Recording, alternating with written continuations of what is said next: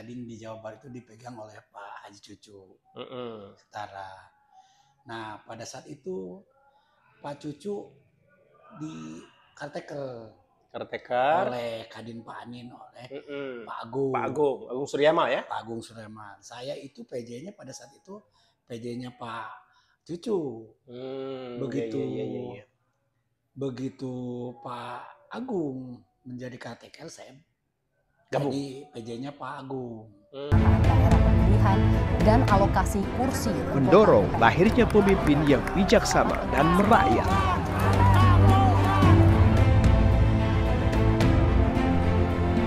Ikatan Jurnalis Televisi Indonesia Kota Garut dengan bangga mempersembahkan Challenge Politik Talent.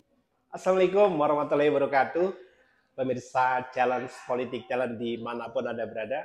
Senang sekali saya kembali hadir di ruang visual Anda. Dan kali ini saya berada di salah satu ruangan milik para penggiat pengusaha penuh semangat. Kaya dengan spirit ada di para penggiat Kamar Dagang dan Industri atau Kadin Indonesia Kabupaten Garut. Saya bertemu dengan Ketua Pelaksana ya, atau PJ, pejabat sementara Ketua Kadin Kabupaten Garut, Pak Haji Endang Rusnelat. Sampurasun Pak Haji. Assalamualaikum. Sehat? Alhamdulillah. Pak Haji ini memang masih menebarkan aura positif dan spirit muda ya. Walaupun mungkin sudah tidak muda lagi ya. Saya tidak bilang tua, tapi senior. Pak Haji, kabarnya belakangan ini Anda di kantor ini sedang giat-giatnya. Kegiatan apa saja sebenarnya Kadin yang sedang dilakukan hari ini? Sebetulnya hari ini hanya sebatas untuk persiapan-persiapan aja, membenahi kantor dalam rangka menjelang kita menghadapi musyawarah kabupaten. Mukab ya, musyawarah kabupaten. Kapan itu rencananya musyawarah kabupaten? Rencananya sesudah Musprov. Musprov provinsi. Bekasi. Oke, baru ke Muskab. Nah, yang banyak ditanyakan hari ini, walaupun mungkin secara legitimasi nasional kan sudah jelas nih. Kami dapat informasi bahwa Kadin jatuh ke Pak Anin Diabakri. Ya, ini fotonya nih ya. Ada di Pampang. Dan Kadinnya Pak Haji juga ada di Pak Anin ya? Pak Anin. Sebagai apa sih gambarnya sebenarnya seperti apa sesungguhnya? Apakah memang benar ada Kadin selain Kadinnya Pak Anin? Saya juga sebetulnya tidak tahu. Pada saat itu kan Kadin di Jawa Barat itu dipegang oleh Pak Haji Cucu Setara. Nah pada saat itu Pak Cucu di caretaker oleh Kadin Pak Anin, oleh Pak Agung Suryama ya? Pak Agung Suryama. Saya itu PJ-nya pada saat itu PJ-nya Pak Cucu. Begitu Pak Agung menjadi caretaker, saya jadi PJ-nya Pak Agung. Berarti penunjukan sebagai pejabat Ketua Kadin Kabupaten Garut dari Pak Agung? Dari Pak Agung. Tapi memang sepakat semuanya kalau secara nasional Kadin sudah ke Pak Anin kan? Udah Pak Anin. Karena Pak Arsan didapuk sebagai Ketua Dewan Pertimbangan. Clear sebenarnya kan di pusat. Setelah dikukuhkan oleh Bapak Presiden, bahwa Pak Anin selaku Ketua Kadin dan Pak Anin selaku Ketua Kadin, Pak Arsan selaku Dewan Pertimbangan. Sudah clear ya? Sudah clear. Kenapa kemudian di Jawa Barat masih ada Sasus? Di Garut juga dengar-dengarnya gitu. Apa yang menjadi persoalan kira-kira? Saya juga tidak habis pikir. Karena di Jawa Barat pada saat itu juga tidak dianggap bahwa ada Musprov. Karena pada saat Musprovnya juga tidak dihadiri oleh para pimpinan daerah dan para senior-senior di Kadin Jabar. Para ketua Dewan Pertimbangan, para SC, OC juga tidak pada hadir. Oke. Nah, kita berbicara spesifik dengan Kadin yang hari ini tengah berproses untuk musyawarah kabupaten. Sudah sejauh mana persiapannya untuk Kadinan sendiri? Kalau kita sebetulnya persiapannya sudah sebetulnya rencananya kan kemarin sebelum tanggal 11 Februari kita sudah siap sebetulnya. Hanya memang nunggu proses. Kita menunggu proses Musprovnya itu. karena pengen dihadiri oleh Ketua Definitif Jawa Barat. Dan kabarnya juga Pak Anin interest sekali ya ke Garut. Saya ingin menghadirkan beliau untuk Pak Anin ya ke Garut. Jadi kita menunggu waktunya beliau. Jadi acara mau kapan juga kita udah siap. Sudah siap. Nah, Kadin kali ini berapa jumlah anggota yang terhimpun di Pak Haji Endang? Yang sekarang waktu dulu kan sampai 1.000 lebih anggotanya deh. Anggota tuh. Nah, sekarang kembali lagi ketika biasa kan kalau di Kadin tuh ketika mau muskab rame. Kita sudah hampir 70 lebih. 70. Karena di ADART, di Anggaran Dasar Rumah Tangga, kita harus 50. Harus 50 anggota. Jadi kita sudah lengkap dengan KTA Pak Anin. Oke. Itu salah satu persyaratannya ya? Berarti KTA yang masih lama belum diupdate ke KTA Pak Anin nanti tidak bisa diikut sertakan. Tidak bisa ikut serta karena itu kan belum. Kalau untuk sekarang kan sudah update-nya Pak Anin dia. Ya.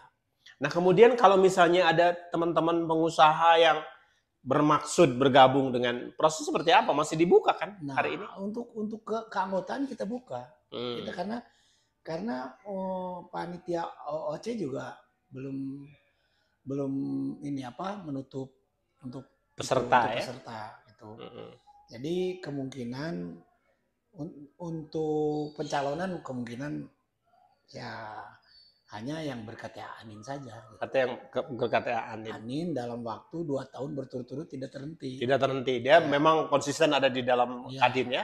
Tidak pernah loncat sana loncat sini. Jadi tidak terganggu. Tidak terganggu. Konsisten ya. Konsisten 1 tahun 2 tahun itu tidak terhenti gitu, harus berturut-turut. Itu khusus untuk yang mencalonkan.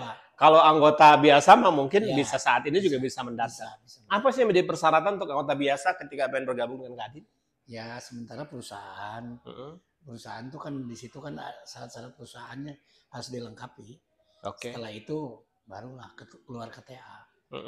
Baru keluar KTA dan KTA-nya juga ditandatangani oleh Anin Bakri ya. Anin Bakri.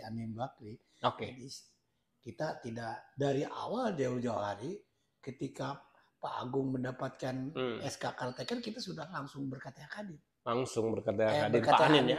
Ber-KTA Anin dia. Nah kemudian sebenarnya apa yang menjadi pesan-pesan Pak Anin khususnya untuk perkembangan Kadin-Kadin di daerah? Ya, kira-kira pesannya apa nih untuk? Nah mungkin untuk pesan-pesannya itu supaya istilahnya masalah usaha UMKM dan sebagainya itu harus didorong dan dikembangkan oleh Kadin yang ada di daerah. Kebetulan mungkin di pusat itu dengan adanya mesin baru mungkin Kadin lebih optimalkan. Diperhatikan lebih didukung.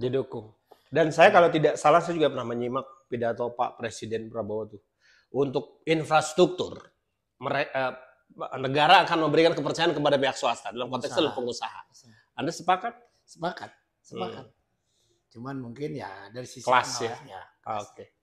Nah, saya agak penasaran juga karena Kadin tuh cenderung ya kalau di daerah itu identik dengan konstruksi aja yang diurusnya itu. Pengusaha konstruksi yang diurusnya itu.